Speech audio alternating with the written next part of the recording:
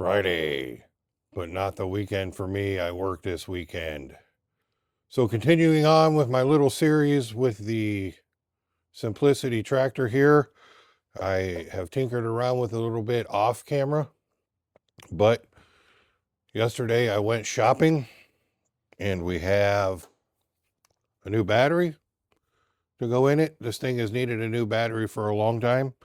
Like I said, I fried the solenoid by jumping the solenoid or jumping the whole tractor because the solenoid was bad. So it's time to put a new battery in it. And also, because I fried the solenoid, we have a new solenoid to put in it. So let's jump into it. I've said before, when filming videos like this, the most difficult part of it is getting the camera at an angle where you can see what I'm doing, and I can also see what I'm doing. But we'll try to figure that out. First thing is these solenoids. This is a universal solenoid. It comes with these prongs. Get it in the picture, these prongs here on it, and the nuts so you can thread it on. The wiring on mine just has a sleeve that you push over here. So I'll just take all this off. Even that prong on there is removable.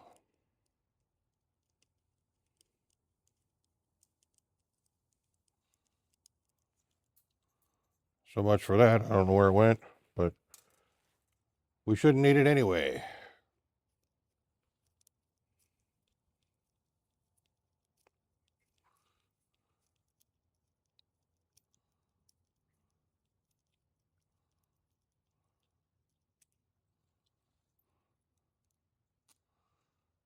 And now it's ready for what I need. Okay, we're recording. Hopefully I can accomplish this and you will be able to see what I'm doing. Right now I'm trying to get some stuff out of my way to be able to get in there. I guess I should have been a little better prepared. I'll start by removing the battery cables.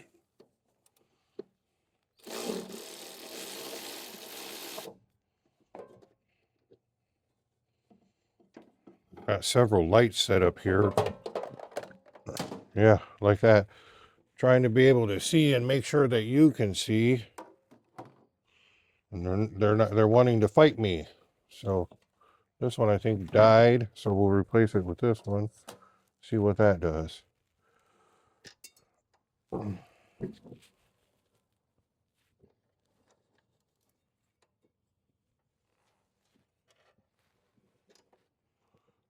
Reds go over here.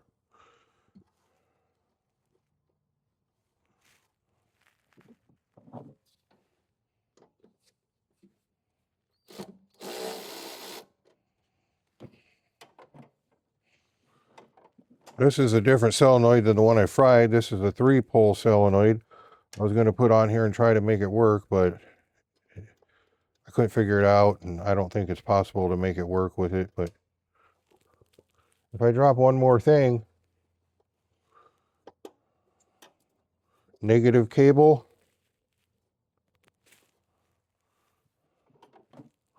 let me get the right side 3/8 socket to take care of that. All right, let's get in here and get these smaller bolts loose so we can actually get the solenoid off.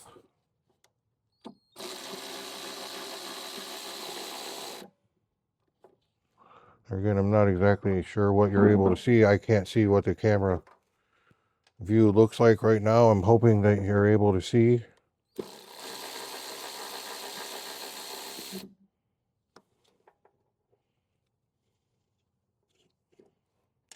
Not.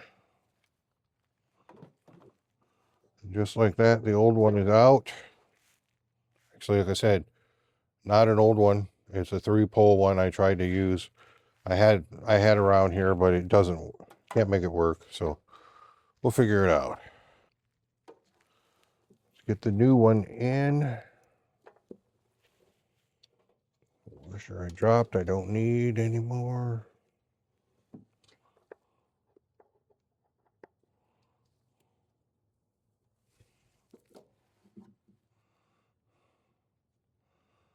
No matter what you're doing and how simple you think it is, there's always something that fights you.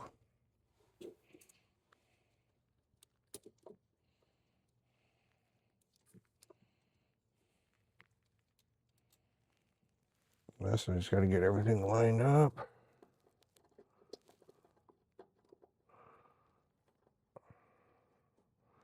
Wiring harness is in the way.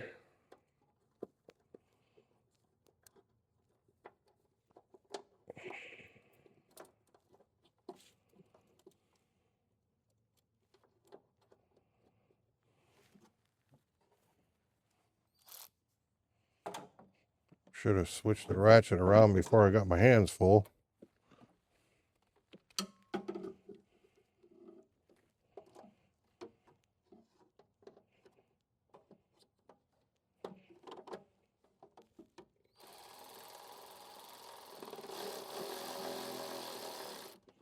Get that one a little loose till I get the other one on.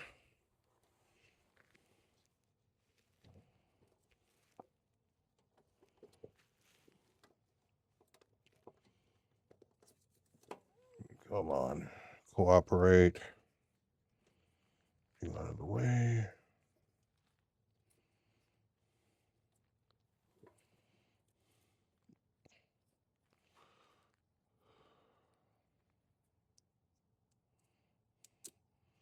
Having old arthritic hands doesn't help either.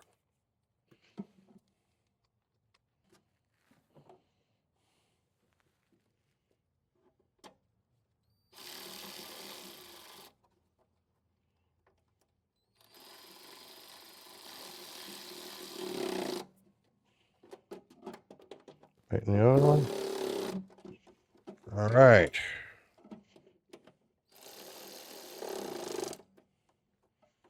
Negative is on.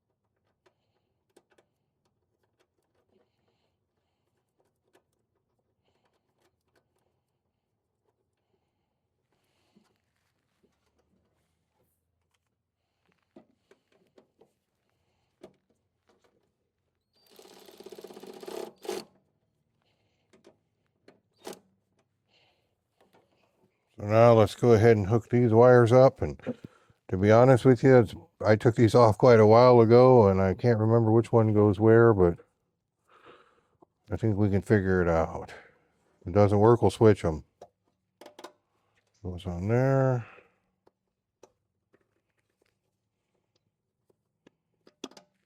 Goes on there. Now let's put the battery in. Get this up here out of the way.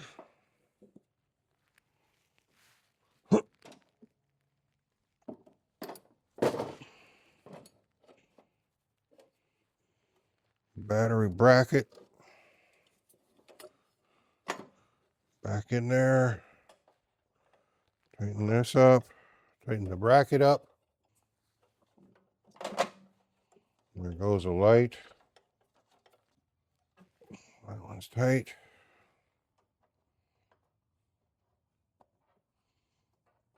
That one's tight.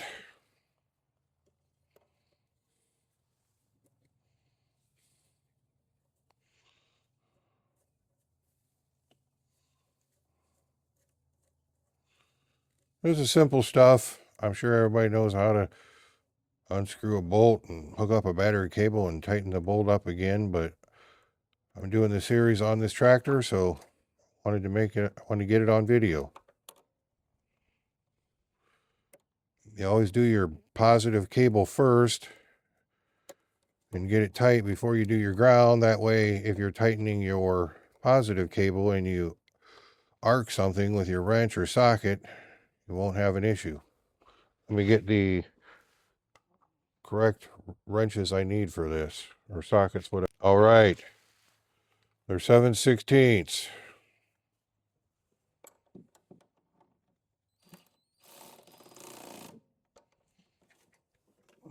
There's the positive. This old tractor is not going to know what to do with a new battery that actually has enough juice to start it.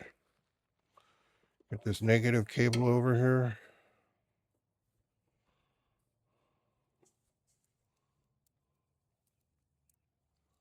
I can't really see my camera and what it's recording. I don't know if it's catching the negative side of this battery or not. Trying to get it all the way off without dropping the nut or the washer. There we go.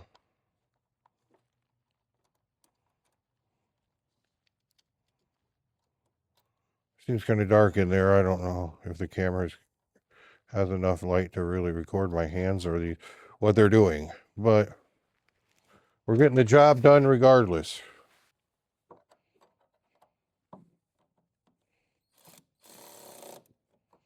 There we go.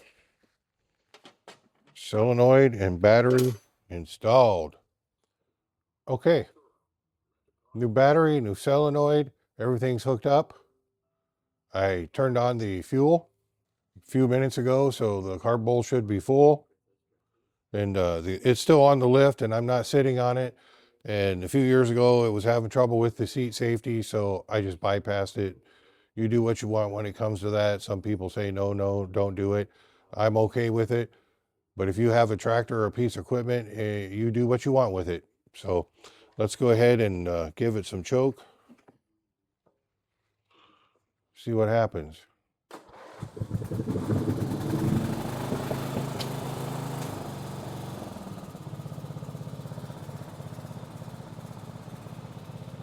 Looks like it works.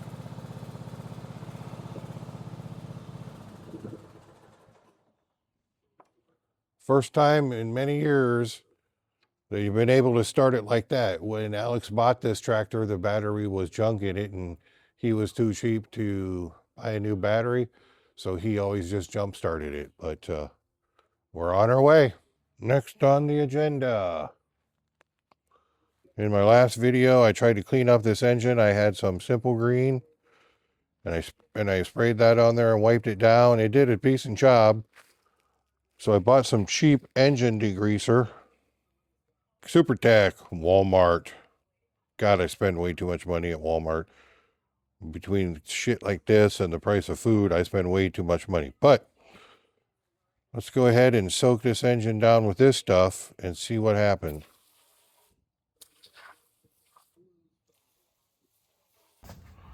One side down, let's hit this side.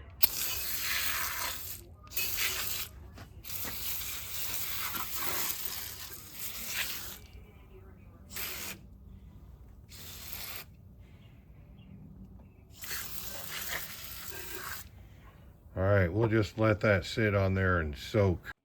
Well, a lot of people, and I watched some videos on this Super Tech degreaser, and a lot of people said that it didn't foam up right. It didn't turn dark as like it was pulling the grease off. Maybe they didn't let it wait long enough, because from what I'm seeing here, it did. Wish it was warmer and I could do this outside.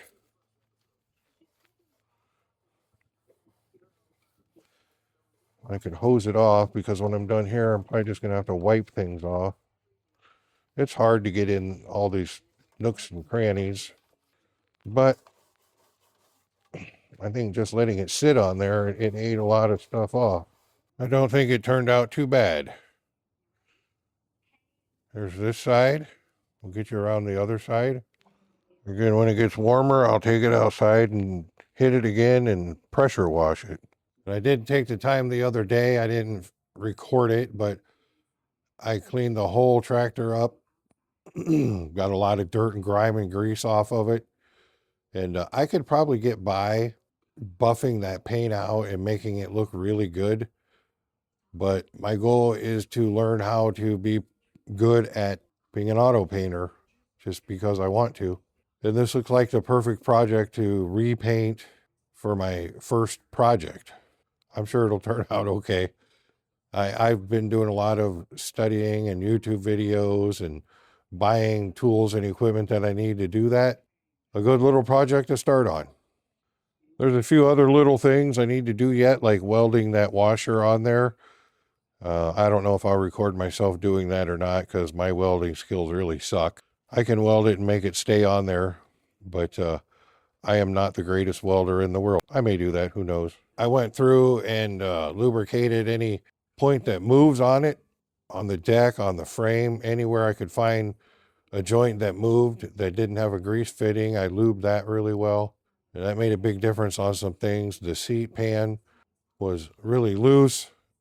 I tightened bolts up, added new bolts, had to add a couple self-tapping screws, but it's solid now. The bracket that holds the seat on was missing a bolt. Put a new bolt in there. That really stiffened things up.